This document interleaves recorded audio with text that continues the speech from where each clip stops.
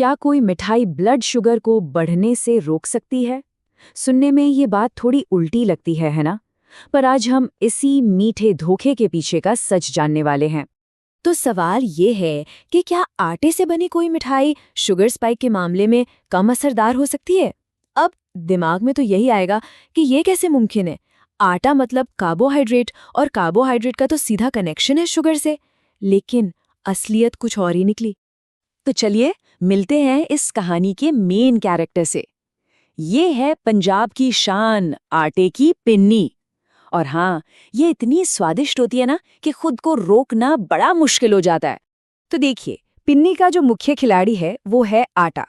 और आसान भाषा में कहें तो आटा मतलब कार्ब्स, जो सीधे हमारे खून में शुगर की मात्रा को तेजी से बढ़ाते हैं।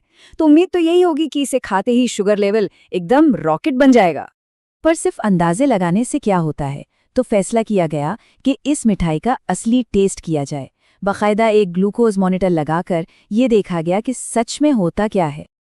तो एक्सपेरिमेंट के लिए 2 पिन्नियां खाई गई, जिनका वजन करीब 85 ग्राम था। हर छोटी बड़ी डिटेल को नोट किया गया ताकि नतीजे एकदम सटीक मिलें। तो सीन पूरी तरह से सेट था। भविष्यवाणी ये थी कि एक जबरदस्त शुगर स्पाइक आने वाला है। आखिरकार इसमें आटा जो है, नतीजा तो साफ ही होना चाहिए था ना। लेकिन जो हुआ वो सच में किसी की भी कल्पना से परे था। ग्लूकोज मॉनिटर ने जो कहानी सुनाई, उसने सारे समीकरण ही बदल दिए। तो क्या लगता है, उस मीठी आटे से भरी पिन्नी ने ब्लड शुगर पर आखिर क्या असर दिखाया होगा? सिर्फ 22 mg/dl। जी हाँ, बिल्कुल सही सुना, सिर्फ 22। इतनी कार्ब्स वाली मिठाई के लिए ये नतीजा तो सच में चौंकाने वाला है। तो सवाल ये है कि आखिर ऐसा हुआ कैसे? इसका असली राज पिन्नी के बाकी इंग्रेडिएंट्स में छिपा था। और यहीं हमें हेल्दी फैट्स की असली ताकत का पता चलता है। अब जरा इस तुलना को ध्यान से देखिए।